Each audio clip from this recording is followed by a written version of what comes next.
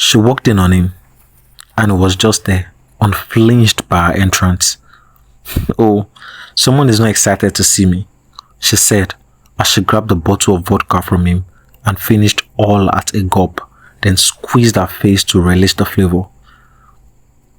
Since he still wasn't saying anything, she decided to go ahead. "I have something to tell you." "I have something to tell you first," he cut in, still not looking at her. "Go ahead, boyfie." She played with his beards and sat directly opposite him, but he looked away again. "Let's break up." Break up. Just like that. You suck at breaking up. No speech, no "I'm sorry, it's not you, it's me." Just tell me something. Tell me you need a break, then after a while leave me. Why would you just want to stop all this just like that?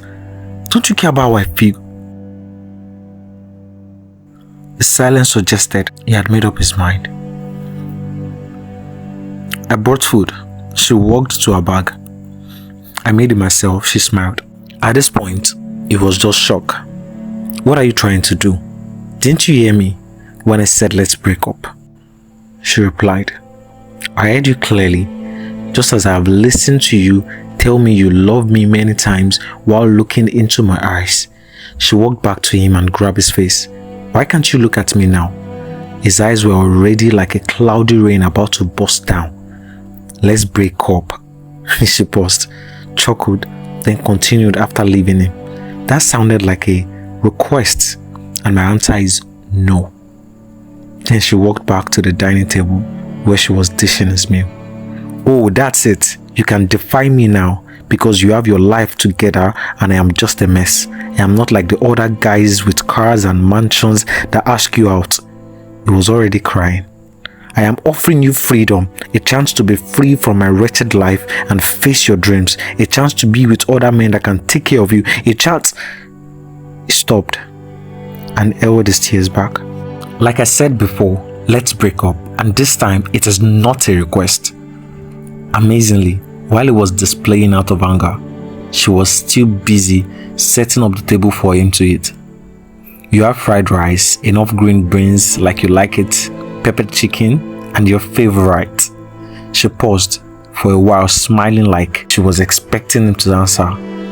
"Fish stew," she concluded excitedly. "Don't you get it?" He snapped. She walked closer to him. Her head was just few inches above his shoulder. "I know you, and I know this is not anger. It is fear fueled by your insecurity. But more than that, all I see is your concern to take care of me, and you are scared someone will take your baby from you." He cried. "I see how hard you've been working and trying to get a life that is befitting for us. You're a strong man, and I respect you a lot." He couldn't even hold his tears back. "Well, at first, I was angry.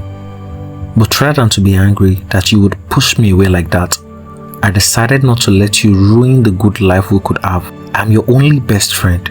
I am sometimes your therapist. I'm your teammate. So if I leave, a lot will go wrong. But today, I choose to fight for you every other day. Let's conquer the world together. So my king, you have to eat now." Like a child, she wiped his tears and held him as the both walked to the dining table. "Please make sure to finish your meal. I'll be waiting for you in the room, wearing your favorite lingerie." They say the way to a man's heart is food. That's true, but there's also you, his partner, soulmate, joy giver and lover. You who brings happiness, fun and peace to his life. You who assures and reassure him that all will be fine, because in the end, all will be just fine.